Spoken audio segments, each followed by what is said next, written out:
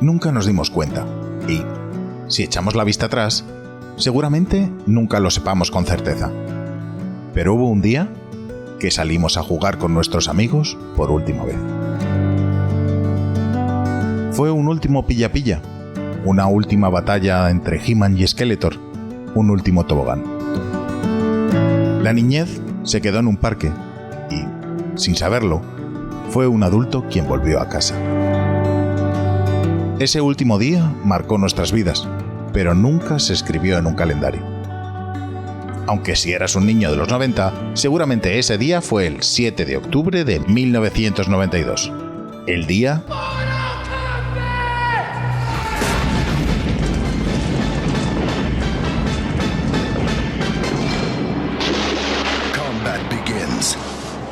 Hasta principios de los 90, los videojuegos eran una plétora de colores y dibujillos que hacían las delicias de los más pequeños de la casa.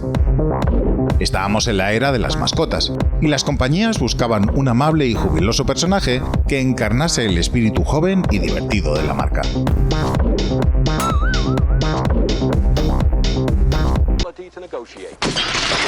Pero la chavalada venía pisando fuerte. Eran de una generación sobradamente preparada y estaban a las puertas de un nuevo milenio. El milenarismo va a llegar. La sociedad quería crecer y el mundo de los videojuegos, siempre al tanto de los nuevos avances de la humanidad, decidió cambiar la voz, hacer crecer pelillos allá donde no da la luz y sacar el título que inundaría los oscuros sueños de todo adolescente de la época. Y es que no hay nada que identificase más a un puber de los 90 que a un juego de lucha de nombre Sangriento. ¡Gangrena! ¡Tengo gangrena! Mortal Kombat fue un polémico videojuego desarrollado y publicado por Midway, que debido a su violencia, sus novedosas mecánicas de juego y sus gráficos digitalizados, revolucionó el sector del entretenimiento con 26 títulos con versiones para 26 plataformas, 9 películas, 3 series, libros, cómics, discos, figuras de acción. Para sus desarrolladores, la premisa era clara: crear un juego de combate que compitiese directamente con el todopoderoso Street Fighter 2. Para hacerlo, Midway les dio un año, $1 millón y un equipazo de 4 personas.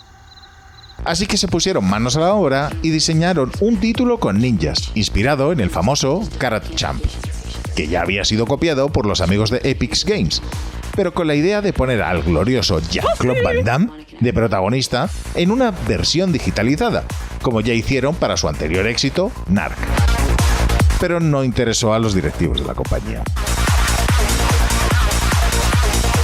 Sin ninguna intención de tirar a la basura todo el trabajo realizado, los chicos de Midway llegaron a una de esas locas soluciones de los 90, consistentes en coger la idea inicial, colocar un personaje totalmente basado en lo que se quería hacer y terminar copiando descaradamente cualquier película de la época.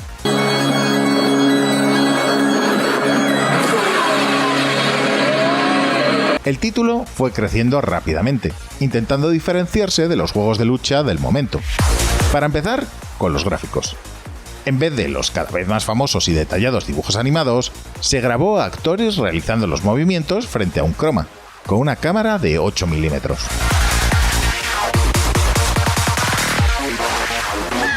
Desde el punto de vista del sistema de juego, el título incluyó 2 botones de puñetazo, alto y bajo, 2 para la patada, alta y baja, y 1 para bloquear los ataques.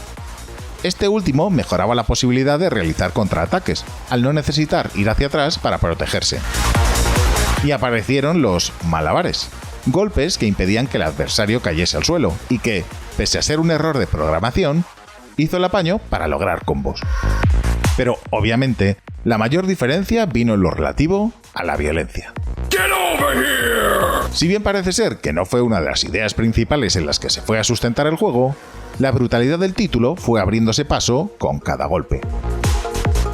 La mecánica del mareo, que había empezado a implementarse en otros títulos, se convirtió en una última oportunidad para dejar claro quién había ganado. Y ya que estaban, decidieron que esa superioridad fuese más que evidente con el movimiento que definiría la saga. Fatality.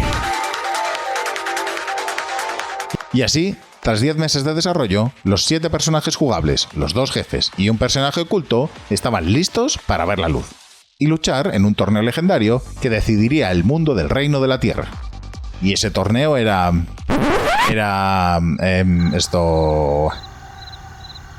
No tenían nombre.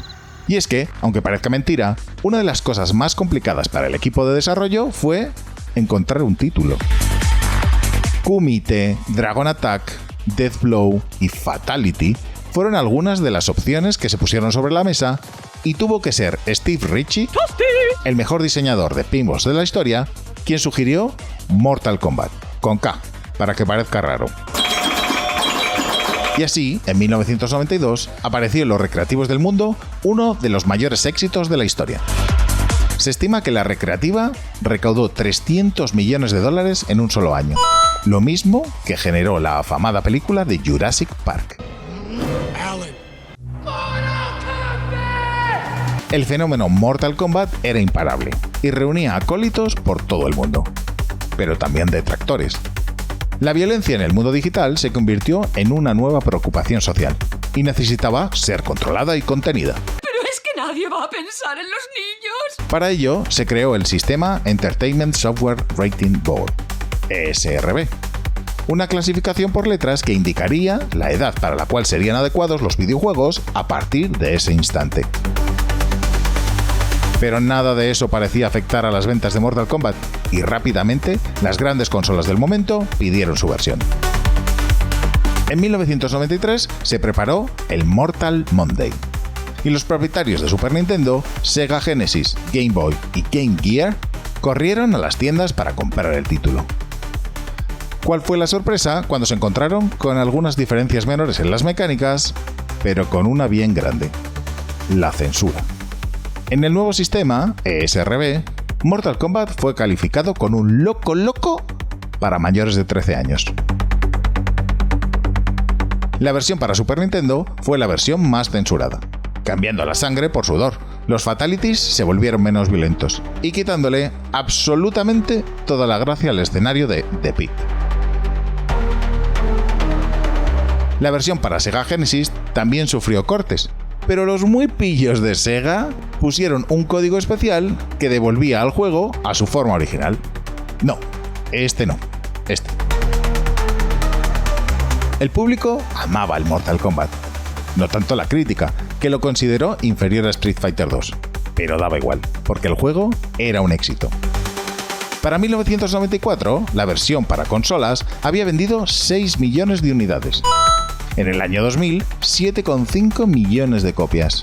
Y para 2002, la recreativa original había llegado a las 24.000 unidades, lo que junto a las películas y series haría un total de $15 billones en 2002. Todo el que se relaciona conmigo se hace rico. Y como siempre en estos casos, el éxito del primer título trae un segundo. Mortal Kombat 2 comenzó a fraguarse en mitad del éxito de su antecesor.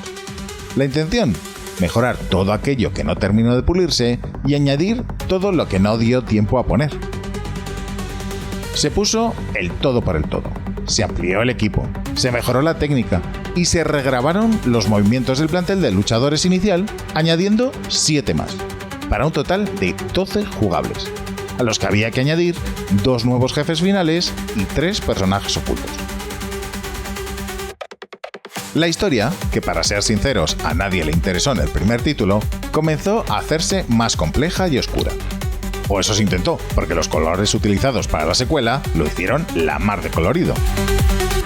El anterior torneo de Mortal Kombat fue ganado por Liu Kang, lo que impidió a Goro conseguir su 9º torneo consecutivo, y a Shang Tsung ofrecer a su líder, el emperador del mundo exterior Shao Kahn, el dominio sobre el reino de la Tierra. Por ello, Shang Tsung le pide al emperador que le devuelva su juventud y le permita competir personalmente en el nuevo torneo que, esta vez, se desarrollará en el mundo exterior.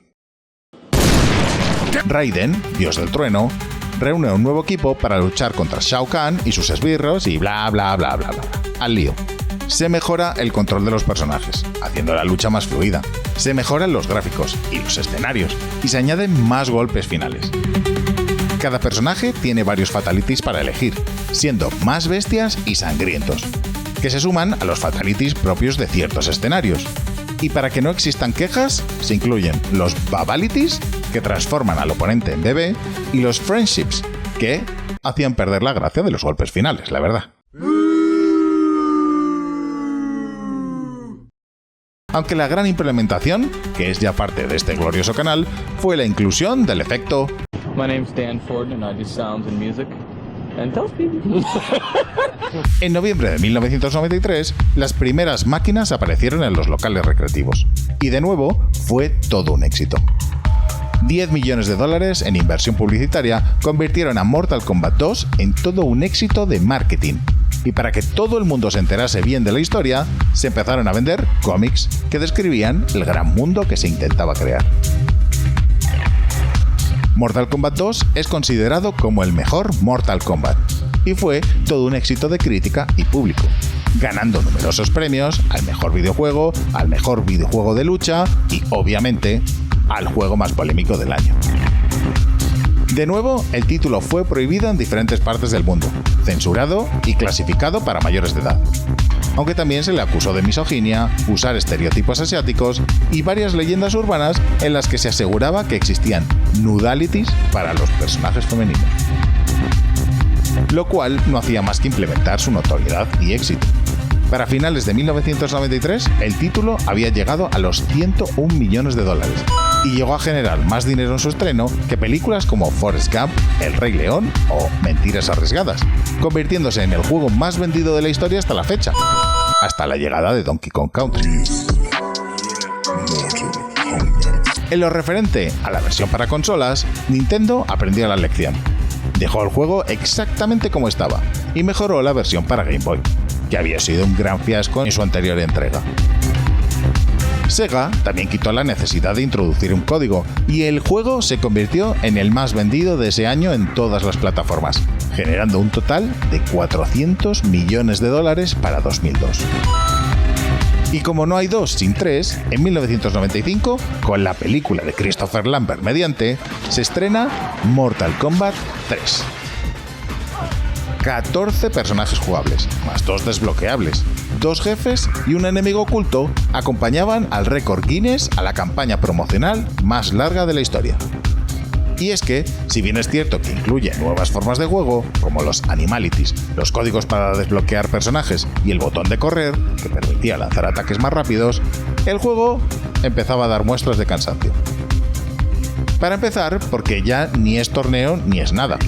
Resulta que tras la segunda victoria de Liu Kang en el torneo, Shao Kahn se queda sin poder abrir el portal que nos une con su mundo, por lo que empieza un intrincado plan con el que revivir a su novia reina Sindel en la Tierra, y así poder reclamarla, iniciando una invasión a nuestro planeta que suena un poco a... nadie lo entiende. ¿Por qué? ¿Por qué? ¿De dónde viene este poder? De nuevo, Raiden reúne a su ejército de héroes, pero esta vez decide que él no puede participar. Y empiezan las tortas. Y tanto que empezaron. Y es que Sony, que acaba de sacar su PlayStation, pagó $12 millones a Midway para tener la exclusividad del título en su versión de 32 bits. Mientras que las versiones de 16 bits fueron saliendo lentamente alrededor del mundo. La polémica, tan curiosa e importante, que generaron los anteriores títulos de la saga, se diluyó completamente con la aparición de títulos como Carmageddon, que hicieron de los mamporros de Mortal Kombat una completa anécdota. Y con esto terminaría la primera trilogía de Mortal Kombat, una que continuaría en 7 títulos más, con mayor o menor acierto, y que harían de la violencia y el gore su gran seña de identidad. Amado por muchos y denostado por otros, Mortal Kombat es historia de los videojuegos. Ya no solo por ser una de las sagas más longevas de los títulos de lucha, sino porque fue uno de los primeros títulos que abrió el debate sobre si este nuevo y prolífico negocio del entretenimiento era solo para niños o podía abrirse a las nuevas historias y formas de juego que disfrutamos ahora. Y por eso os lo recomendamos desde Ficción Digital. Everybody